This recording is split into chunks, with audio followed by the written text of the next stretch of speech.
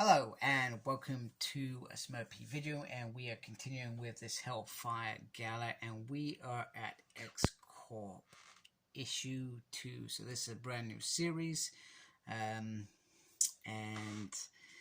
from what I gather in issue 1, I believe this issue 1 because I've not read it, something happened in Brazil, and Monet and Warren Worthington, CEOs of this X-Corp thing, which we've seen for many years now, very long time. It's been in the background when Barbie used to run it, so it's been around when Xavier's Doors couldn't help mutants across the world. They opened that to sort of support that, and now they're trying to run it as a place where mutants can express themselves, I guess is the way.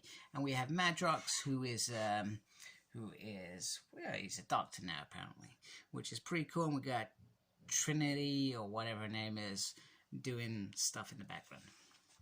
So the way that I see it, this issue is all about recruiting a board, should we say.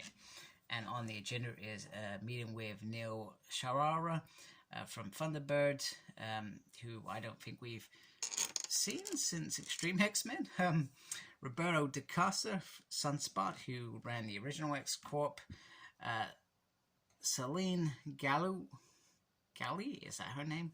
I never heard her second name. It's just Celine whenever we talk about her. And she is, well, she's quite dark and has ties to the Hellfire Club, as we know. Sarah St. John, who had never heard before, is Nobilis Pharmaceuticals, and Jason Wingard, Mastermind, the one who turned the Phoenix into Dark Phoenix, because it wasn't Jean Grey, remember? So I'm gonna keep this simple. The issue, I didn't enjoy it. It took me a while to get into it. There's a bit with some Nazis, Andreas and Andrea Strucker, the Struckers. We get a bit with Mastermind. There's also this woman who, well, they don't actually meet, but apparently she's having a meeting with the Structure twins, and they realize that one of them is missing during the party, and that one is the female one, Andrea. She goes to make a play for the base and get some information that could be deciphered later from X-Corp's secret base, because there's no real security. They want it to be open and free, and anybody can visit there. However, clearly that's not the case. We also believe that Sarah St. John makes a deal with Andreas. Now, Andreas and Angel go off to talk about, well, where his sister is, and if I'm with you, Monet's with her, and I put my money on Monet. There's some old fighting in the background, and in the end, we learn that Mastermind has pulled a Houdini and been on Angel's side from the beginning. So I'm not sure if the Sarah St. John deal with the Strucker has actually happened, whether it's just an illusion. I think it was an illusion. So that bit perplexed me. And now we have 3 CEOs, and we're still not sure if Madrox is on the board as the 4th person, and there is a chairperson. So X Corporation Board of Directors. What a pointless issue, unless you actually enjoyed the first issue. This is going to be the shortest video I have ever done on one of these books. I just could not get into this at all. I can't even think of a moment that I actually really enjoyed, so I don't know what it was. Because maybe it's just the characters, maybe it was just because I perhaps didn't embrace what's going on. I usually like Tina Howard's stuff. You know, she's done some great stuff on X-Gala, but so it feels a bit, I don't know. I like the fun bit where, okay, I liked it when Monet was pretending that Multiple Man wasn't there and taking the mic. That was probably the only bits that I liked, and I thought that worked really well. That was a lot of fun, so I'll give them that. Other than that, I don't know what was going on. So there it is. I reviewed it. End of story. And this is what I'm saying. This event,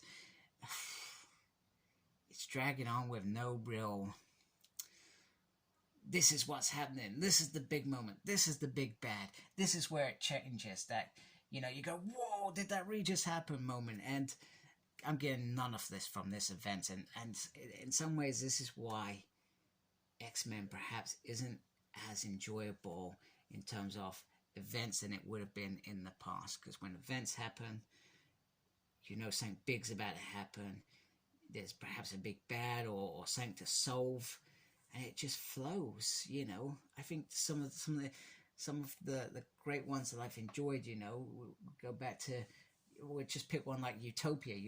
Dark X-Men invaded. There was a curfew. There was a real big bad. The X-Men are on the losing end, and then bam, they come out and win it. That's how an event should be. This is not how an event should be. That's just my personal opinion. Maybe I'm not moving with the times. Maybe I'm a dinosaur. I'm not sure. Anyway, please subscribe to my channel. Even if you don't like my crap, I'd really appreciate that. Also, check out my Talk 1000 video. As of now, I've not reached 1,000 subscribers. Thank you to those that have subscribed.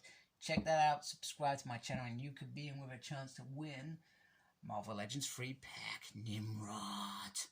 Thank you very much. And it breaks the geekiness. Take care. Goodbye.